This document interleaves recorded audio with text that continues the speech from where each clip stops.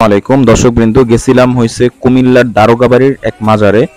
ভাই বিশ্বাস করবেন না, ঈদ মিলাদুন নবীতে নাকি এরা মানুষকে তাবারক দেয়। ভাই তাবারকের নামে যে এত নিম্নমানের খাবার দেয়, মানে কল্পনাও করতে পারবেন না। এই যে দেখতেছেন একটা ভিড়ে, এটা হচ্ছে এখানে এরা তাবারক দিতেছে। আমি আসলে খাবারটা দেখে আমার মেজাজটা এত খারাপ হয়েছে, গেছিলাম আসলে ভিডিও করতেই।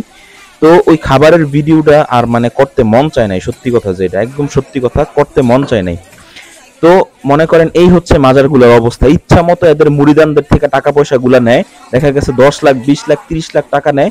সেই সেই টাকাগুলা এরা মাইরা, এরা মনে করেন যে আপনার এই 10,000 20,000 15,000 50,000 দিয়ে এরা কোনো রকম চালাই দেয়। ভাই বিশ্বাস করেন, আল্লাহর কসম, এত খারাপ খাবার দিছে যেই খাবার হয়তো আপনি কুত্তার বিলাইরে খাওয়াবেন। ঠিক আছে, এই হয়েছে মাজারগুলোর অবস্থা।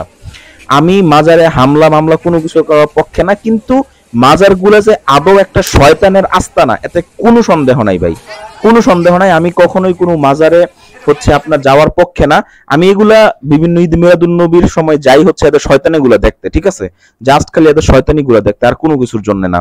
এরা যে কি পরিমাণ শয়তান, আর এত ভ্রান্ত ভ্রান্ত আকিদা এবং শয়তানি জিনিসপত্র এরা এখন মানুষের কাছে প্রচার করে, আপনি কল্পনাও করতে পারবেন না। এবং এই মাজারে যেই মানুষগুলা যায়, এগুলো আসলে আপাত দৃষ্টিতে প্রকাশ্যে মানুষ, আর ভিতরে এগুলো আদৌ মানুষ কি না শয়তান আল্লাহ মারবুদ। কারণ এগুলো দেখতেও মনে হয় যে মদ গাঁজা খাওয়া সমাজে একদম নিকৃষ্ট যে মানুষগুলো আছে, ওই মানুষগুলো মাজারে যায় এবং মাজার পন্থী, মাজার পূজারী।